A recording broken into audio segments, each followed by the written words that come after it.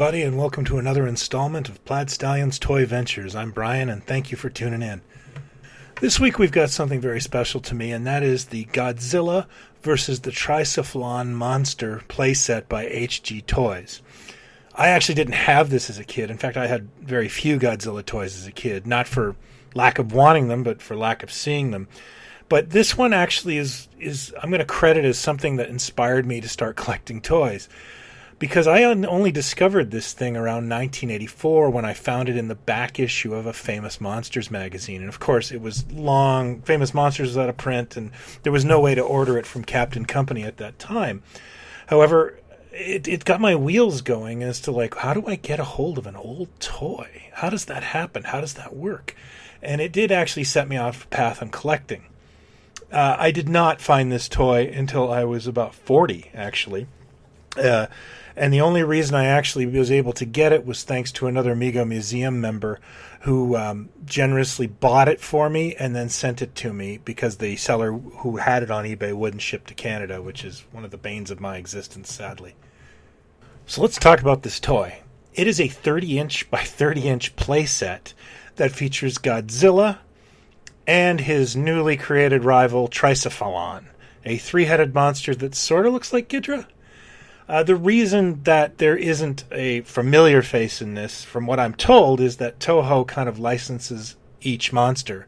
So you get Godzilla, but you don't get the whole package. So they had to make this guy up. You get a cardboard city, including a pretty nice detailed backdrop of a city on fire. Little houses, even Joe's Diner here, and some trees. I will admit that some of my cardboard pieces aren't that great. This set isn't mint. It has been well loved, but I'm okay with that for what it is. I just wanted it. There is a wonderful amount of innocent bystanders freaking out, including my favorite touch, the old lady waving her cane at the monsters, which is just awesome.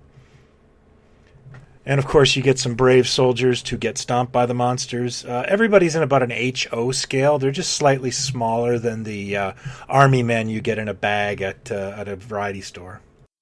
And, of course, you get planes and tanks and jeeps and fire department vehicles.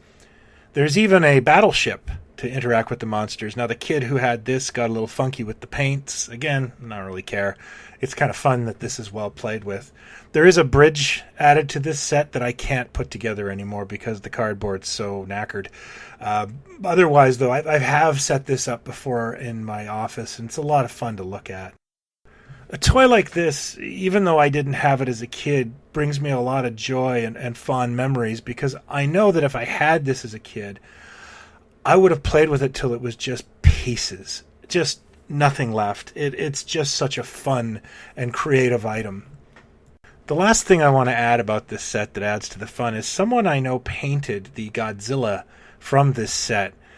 And when you add a little paint to this guy, he looks exactly like the Godzilla from the cartoon series, which I loved as a kid. So that would have just put it out of this world for me.